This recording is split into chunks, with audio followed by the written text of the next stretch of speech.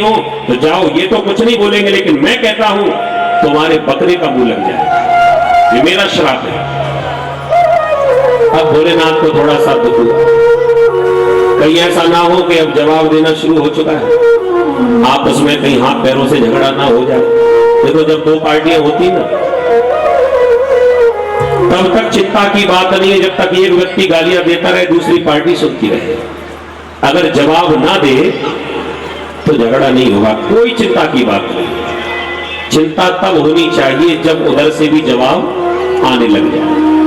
भोलेनाथ को लगा कि अब हाथ पैरों से युद्ध होगा, इसलिए अब हमको यहां से चलना चाहिए। अपने सारे गणों को लेकर भोलेनाथ चुपचाप वहां से चले गए, किसी से कुछ नहीं कहा। कैलाश पर्वत पर जाकर ध्यान लगाकर बैठे हैं। बहुत दिन बीत गए। उधर दक्ष ने भी सोचा कि मैं अपने अपमान का बदला लूं तो लूं कैसे, सारी दुनिया में तो यज्ञ होना ही बंद हो गए, अब कोई यज्ञ कराता नहीं। भैया वो यज्ञ सफल कैसे हो सकता है जिसमें शिव जी ना आए, बिना शिव के यज्ञ संपन्न हो नहीं सकता। और गलती से कहीं किसी ने शिव को बुला लिया तो अध्यक्ष जी हमें जीने नहीं देंगे। अब तो बड़ा धर्म संकट, जब किसी ने यज्ञ नहीं कराया, अपने अपमान का बदला लेने के लिए इसने अपने घर में ही यज्ञ शुरू कर दिया। कोई नहीं कराता तो कोई बात नहीं, मैं अपने घर में ही शुरू कर देता। सारे देवताओं को निमंत्रण दिया, लेकिन जानबूझकर भोलेनाथ को छोड़ दिया। और भोलेनाथ को क्या, अपनी बेटी सती को भी नहीं बुलाया। सारी देव पत्नियां अपने अपने विमानों में बैठकर बड़े सुंदर ढंग से सज धज कर और जैसे यज्ञशाला की ओर जाने लगी तो सती ने देखा, सती बिलो के व्योम विमाना जात चले सुंदर विधिनाना, जात चले सुंदर विधिनाना। बड़े ढंग से जब विमान जा रहे थे, सती ने पूछ लिया कहां जा रही है। अच्छा एक बात और हमें याद आ गई, ये देवताओं की पत्नियों को जाने का एक ही रास्ता मिला। हाँ, कैलाश पर्वत से ऊपर होकर ही जा रही है। अगर ये चांदी तो बाईपास भी तो जा सकती थी। सोचो जरा, क्या एक ही रास्ता था? देवताओं के लिए तो सारे रास्ते खोले, कहीं से भी चली जाए, लेकिन जानबूझकर कैलाश पर्वत के ऊपर से ही क्यों गई? ये स्वभाव होता है ना, जब रिश्तेदारी में आपस में खटपट हो जाए ना तो बीच वाले बड़ा आनंद लेते हैं। प्रेम से बोलो राधे राधे। तो ये वही बीच वाले जाकर देवी सती को दिखा रही है कि देखो तुम्हारे पिता ने तुम्हें नहीं बुलाया, हमें बुलाया। सती को जाकर बतलाया कि तुम्हारे पिता के घर में बहुत बड़ा यज्ञ हो रहा है, क्या तुम्हारी जाने की इच्छा नहीं है? सती को बड़ा अचंभा हुआ, मेरे पिताजी मुझे नहीं बुलाया, मुझे तो जानकारी भी नहीं। हो सकता है भूल गए होंगे, लेकिन कोई बात नहीं। देव पत्नियों से कह दिया कि नहीं हमारे चलने की इच्छा है, आगे आगे तुम चलो, पीछे पीछे हम भी आ रही। देव पत्नियां तो आग लगाकर चली गई। सती दौड़ी दौड़ी भोलेनाथ के पास आई और भोलेनाथ को प्रणाम किया। महाराज आप यहां बैठे बैठे तपस्या कर रहे हैं और आपको पता है दुनिया में क्या क्या हो रहा है। भोलेनाथ को जाकर जगाया। भोलेनाथ ने पूछा क्या हुआ? तो देवी सती ने कहा, प्रजापतेस्ते ससुरस्य सांप्रतम् निर्यापितो यज्ञ महोत्सव किल वयं च तत्रा विश्राम वामते यद्यर्थितामी विबुधां व्रजन्ति। प्रजापतेस्ते ससुरस्य सांप्रतम्, आपके ससुर जी के घर में यज्ञ हो रहा है। आप देखिए रामायण के प्रेमी सब यहां पर बैठे होंगे। वैसे रामायण और भागवत में कोई ज्यादा अंतर नहीं, कथाएं मिलती जुलती। ये शिव जी की कथा, सती का चरित्र रामचरितमानस में भी आता है और भागवत में भी आया है, शिव पुराण में भी आया है, लेकिन दोनों की वाणी में कितना थोड़ा सा अंतर मिलेगा। देवी सती ने आज कहा कि भागवत की अगर वाणी देखी जाए, व्यास जी लिखते हैं कि शिव जी को जाकर कहा देवी सती ने कि प्रजापतेस्ते ससुरस्य सांप्रतम, आपके ससुर जी के घर में यज्ञ हो रहा है। और यही दृश्य अगर रामायण में देखा जाए तो रामायण में ससुर का जो शब्द है ना वो उपयोग में नहीं लाई। पिता भवन उत्सव परम जो प्रभु आयशु होए, तो मैं जाऊं कृपा यत्न सादर देखन सोए। वहां पर सीधे कह दिया कि मेरे पिता के घर में यज्ञ हो रहा है। भोलेनाथ ने कहा जानकारी तो हमें भी मिली है, लेकिन हम जा नहीं सकते। क्यों नहीं जा सकते? कह दिया तुम्हारे पिता ने हमें बुलाया नहीं। देवी सती कहने लगी घर में भी कोई किसी को बुलाता है क्या? निमंत्रण पत्र की अगर बात की जाए तो ये निमंत्रण पत्र और चिट्ठियां तो रिश्तेदारों के लिए होती है, दूसरों के लिए होती है। और जो घर का ही सदस्य हो, भला घर में भी कोई किसी को चिट्ठी देता है? कुछ ऐसे स्थान है जहां पर बिना बुलाए भी जाना चाहिए। सती कह रही है वो 4 जगह कौन कौन सी आप लोग भी नोट कर लीजिए। अगर वहां से न्योता ना आवे तो भी जाइए, कोई बुराई नहीं है, कोई उसमें आपको कष्ट नहीं होगा, वहां जाने का पाप नहीं लगेगा। कौन कौन से? पिता के घर, गुरु के घर, मित्र के घर और भगवान के घर। ये 4 ऐसे घर हैं जहां से निमंत्रण ना भी आवे तो भी जाओ। आपके पिताजी के घर में कभी भी जा सकते हो, जरूरी नहीं कि कोई लेने आएगा तो ही जाओ। मित्र के यहाँ ऐसा ज्यादातर होता होगा। हमारे घर में बेटा बेटी का विवाह है और हमारा सबसे परम मित्र जो हमारे साथ है वो दिन रात हमारे साथ ही कार्ड बांट रहा है। पूरे रिश्तेदारी में कार्ड बांट दिए, मित्र हमारे साथ ही था, सबको कार्ड दे दिए, लेकिन जो 1 महीने से संग घूम रहा था उसी को कार्ड नहीं देता। ऐसा होता होगा। तो ऐसे मित्र के यहाँ पर बिना बुलाए भी जा सकते हैं। गुरु के यहाँ ये इंतजार मत करना कि गुरुजी फोन करेंगे तुम्हारा न्योता करेंगे तो ही आओ। बिना निमंत्रण के भी गुरु के घर जा सकते हैं। और भगवान के घर वो वाला नहीं, वहां से तो न्योता आवे तो ही जाना। भगवान का घर माने मंदिर या जहां पर यज्ञ हो रहा हो वो यज्ञशाला, या जहां पर भगवान की कथा हो रही है, ये भगवान का घर है। यहां पर बिना बुलाए भी जाओ, कोई भी पाप नहीं लगता। भोलेनाथ ने कहा ये बात तो सही कही देवी तुमने, लेकिन एक नियम मैं भी जानता हूं। कौन सा? तदपि विरोध माने जहां कोई, तहां गए कल्याण न होई। ये 4 जगह पर भी अगर तुमसे कोई विरोध करता हो तो बिना बुलाए नहीं जाना चाहिए। सती कहने लगी मेरे घर में कौन विरोध करेगा? भोलेनाथ ने आज पहली बार बताया कोई और नहीं, तुम्हारे पूज्य पिताश्री। सती तुम्हारे पिता ने चिट्ठी मक्की ना दई और भली सभा में मुझसे भली बुरी गारी गई, न जाने क्या क्या कह डाला। सती ने पूछा जरूर तुमसे कोई ना कोई गलती हुई होगी, हमारे पिताजी आपको गालियां क्यों दे सकते? कारण तो होगा महाराज कुछ।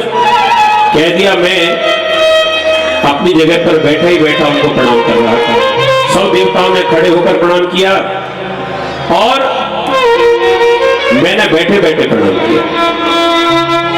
सती कहने लगी वाह कर लो वाह, गलती खुद करते हो, दोष हमारे पिताजी को देते हो। क्यों महाराज? अगर आप भी खड़े होकर प्रणाम कर लेते तो क्या बिगड़ जाता? अब महाराज अब जो हुआ सो हुआ। अभी हमारे पिता के घर में यज्ञ चल रहा है, सारे रिश्तेदार आए होंगे, तो ये अच्छा मौका है, आप मेरे साथ चलो और जो तुम्हारा मनमुटाव हो गया है ना पिताजी से, एक बार जाकर क्षमा मांग लेना, सारा काम बन जाए। चिंता मत करो, मेरी सब बहनें आई होंगी तुमसे मिलना चाहती है, जब ज्यादा उदास मत हो, खड़े हो जाओ, तैयार हो जाओ चलने के लिए। भोलेनाथ ने मना किया मैं तो नहीं जा सकता। दो चार बार मना किया। देवी सती ने कहा ठीक है महाराज आप नहीं जाते तो मैं तो जाऊंगी। भोलेनाथ ने फिर कहा देवी जिस घर में तुम्हारे पति का सम्मान नहीं है उस घर में तुम जाकर क्या करोगी, नहीं जाना चाहिए। देवी सती तो नाराज हो गई। मेरे मायके जाने से आपको क्या समस्या है? कितने रिश्तेदार आए होंगे, मेरे पिताजी मेरा इंतजार कर रहे होंगे, मेरी मैया मेरा इंतजार कर रही होगी, मेरी बहनें मेरा इंतजार कर रही होंगी। महाराज आपसे द्वेष है, आप बैठो आप मत जाओ, लेकिन मुझे मत रोको, मुझे तो जाना है। भोलेनाथ ने बहुत समझाया, लेकिन जब देवी सती नाराज होने लगी, बुरा ना मानो तो एक बात कहे, ये बात भाई लोग बहुत अच्छे से समझ जाएंगे। श्रीमती जी को अगर मायके जाने से किसी ने भी टोक दिया तो बिल्कुल काली का रूप धारण कर लेती है। प्रेम से बोलो राधे, है ना? कि तुम्हारे चेहरे के हाव भाव बता रहे कि तुम सब के सब भुक्तभोगी बैठे हो। अच्छा ये अपने घर वालों की बात नहीं है, पत्नी की बात नहीं है, जगत जननी मैया सती स्वयं भोलेनाथ इतने बड़े आचार्य, देवों के देव महादेव अपनी पत्नी को समझा रहे कि तुम वहां मत जाना। नाराज हो गई और इतना नाराज हुई, भोलेनाथ की तरफ जब देखा तो बड़ी उच्च स्वर में उसको झगड़ा करने लगी। भोलेनाथ समझ गए कि विनाश काले विपरीत बुद्धि, अगर तुम नहीं मानती हो तो चली जाओ। किसी ने पूछा कि यही गलती की भोलेनाथ ने, भले झगड़ा करती लड़ती, 2-4 घंटे बाद चुप हो जाती, शांत हो जाती, लेकिन जाने क्यों दिया? अगर नहीं जाती मैया सती तो उन्हें मरना नहीं पड़ता। भोलेनाथ ने इसलिए भी रोका कि मत जाओ, वहां मेरा अपमान देखोगी तो सहन नहीं कर पाओगी। लेकिन ज्यादा ज्यादा रोकने को जब हुए, सती नहीं मानी, तो भोलेनाथ को लगा कि इनका जाना ही ठीक है, क्योंकि मैं इनको रोकूंगा, इनका मरना निश्चित हो चुका है। भोलेनाथ तो त्रिकाल दृष्टा है, ये जानते हैं कि ये थोड़ी देर बाद मरने वाली है। भोलेनाथ ने सोचा जब इनको मरना ही है, चाहे कैलाश पर रहे यहां भी मरेंगी, पिता के घर जाए मायके में वहां भी मरेंगी, और जब मरना ही है तो कैलाश पे काय को मरे, फालतू FIR अपनी होगी, वही चक्कर में पड़ना पड़ेगा। मरना ही है तो अपने पिता के घर मरे, कोई समस्या ही नहीं। तो ये तो सवास प्रयास की बात है, लेकिन सही बात यह है, भोलेनाथ ने यूं विचार किया, अगर कहीं कैलाश पर मर गई तो अपने पिता का ध्यान करके मरेगी, और मरते मरते अपने पिता दक्ष का ध्यान किया तो इनका जीवन बिगड़ जाए। और जब मायके जाकर प्राण छोड़ेंगी तो मेरा ध्यान करेंगी, और जब प्राण निकलेंगे जिस समय शिव का ध्यान करेंगी तो इनका कल्याण हो जाएगा। इसलिए भोलेनाथ ने ज्यादा रोकने का प्रयास नहीं किया। तुम्हें जाना है चली जाओ। देवी सती आज लड़ झगड़ कर अपने पिता के घर जा रही है, लेकिन पिता के यहां पहुंची, किसी ने भी इनका सम्मान नहीं किया, किसी ने भी। जिस पिता के लिए इतना झगड़ा कर रही थी, पिता तो मुंह मोड़कर चला गया। दक्ष न कछु पूछी कुशलाता, दक्ष ने कुछ भी नहीं पूछा। और क्या हुआ, जिस जगह वो जिस समय अपने मायके पहुंची, रामचरितमानस की कुछ चौपाइयां हैं, गुनगुना लीजिए, बड़ा सुंदर दृश्य है। पिता भवन जब गई भवानी, पिता भवन जब गई भवानी, पिता भवन जब गई भवानी, पिता भवन जब गई भवानी, दक्ष दास का गुना सन्मानी, दक्ष दास का गुना सन्मानी, सादर भले ही मिली ये तुम्हारा।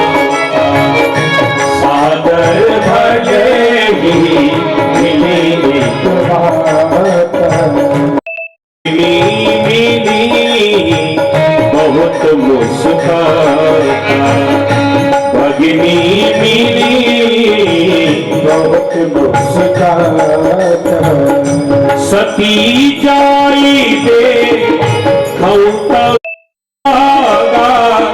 सती जाई दे खौता कतहु न दीख शंभु कर भागा कतहु न दीख शंभु कर भागा तब चित चढ़े जो शंकर कहे तब चित चढ़े जो शंकर कहे प्रभु अपमान समझियो धरे प्रभु अपमान समझियो धरे यद्यपि जग दारुण दुख नाना सब ते कठिन जाति अपमान सबते कठिन जाति अपमान सबते कठिन जाति अपमान सती जाई दे सती जाए दे बताओ नदी सबो कर भागा बताओ नदी सबो कर भागा। देवी सती जैसे ही अपने मायके पहुंची कतहु नदी शंभो कर भागा और उससे पहले दक्षिणा कछु पूछी कुशलाता। विचार करिए जब कोई बेटी अपने मायके में पहुंचे और मायके का जो स्वामी है माने पिता किसी बेटी का पिता उससे बात ना करे बेटी के आने पर जब पिता हालचाल ना पूछे विचार करो उस बेटी को मायके में कितना कष्ट होगा। माताओं ये अनुभव आपको हमसे ज्यादा होगा। ये शब्द तो है मायका लेकिन थोड़ी देर के लिए दिल पर हाथ रखकर सोचो ये मायका माँ से है या मायका पिता से? माँ से। शब्द तो है मायका लेकिन गहराई में जाकर देखोगे तो मायका माँ से नहीं है मायका असली मायका पिता से है। और आप देखना जब तक मायके में पिता जीवित है बेटियां बड़ी प्रसन्न होकर जाती हैं। उन्हें इंतजार नहीं है कि मेरा भैया मुझे लेने आएगा कि नहीं आएगा मेरी भाभी का फोन आएगा कि नहीं आएगा ये चिंता नहीं है बेटियों को क्योंकि अभी मायके में पिता जीवित है अधिकार है पूरा। और हम माताओं से निवेदन करेंगे अपनी बहनों से निवेदन करेंगे जब तक तुम्हारा पिता जीवित है तब तक ही अपने मायके पर अधिकार जमाना और जिस दिन तुम्हें यह समाचार मिल जाए कि तुम्हारे पिता अब इस संसार में नहीं है पिता तो जाता है लेकिन पिता के जाते ही बेटियों का मायका भी चला जाता है। दुनिया में ऐसी कई बेटियां हैं जो अपने मायके जाने के लिए भी 10 बार सोचती है। कई बार इनको सोचना पड़ता है कि हम अपने मायके जाएं या ना जाएं। क्यों? क्योंकि जानती है कि जब मेरा पिता था ना तो अपने सारे काम छोड़कर तुरंत आएगा दरवाजे पर मेरे हाथ में जो थैला ना तुरंत उसे उठा लेगा मुझे अपने गले से लगाकर पूछेगा मेरे सिर पर हाथ फेरकर कहेगा बेटी तुम्हें किसी प्रकार का दुख तो नहीं है?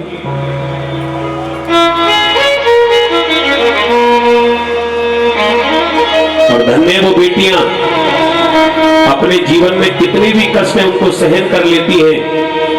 अपने दुखों को अपने माँ से तो कह देंगी कि ससुराल में मुझे ये परेशानी है लेकिन सच बताओ ये बेटियां अपने पिता से अपने मन की बात कह पाती हैं? चाहे ससुराल में कितना भी दुख क्यों ना मिले, लेकिन फिर भी अपने पिता से नहीं कह सकती। क्यों?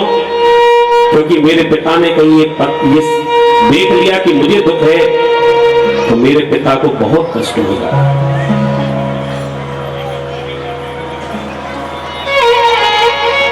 और वही बेटी अपने मायके जाए और पिता बात ना करे तो बेटी के हृदय पर कितना कष्ट होगा, क्या गुजरेगी उस बेटी पर। पिता के जाने के बाद बेटियां हमेशा इंतजार करती है, मेरे भाई का फोन आएगा, मेरी भाभी का फोन आएगा, रक्षाबंधन का त्योहार आएगा, कभी गौज आएगी, मेरा भैया मुझे लेने के लिए आएगा। लेकिन जब नहीं आता ना फोन, तो बेचारी दुखी हो जाती है।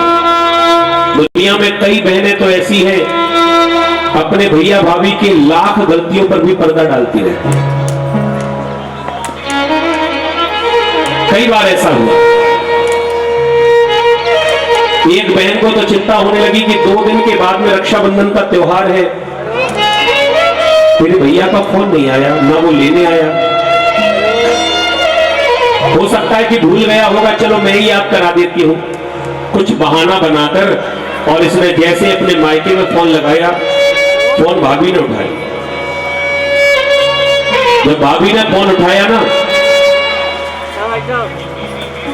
तो हालचाल पूछा, सब ठीक है, सब बढ़िया है। अब सोच रही है कि क्या बात करूं, अपने मुंह से कह नहीं सकती कि रक्षाबंधन का त्योहार आ गया, कोई लेने नहीं आया मुझे, तो बहाना तो बनाना ही है।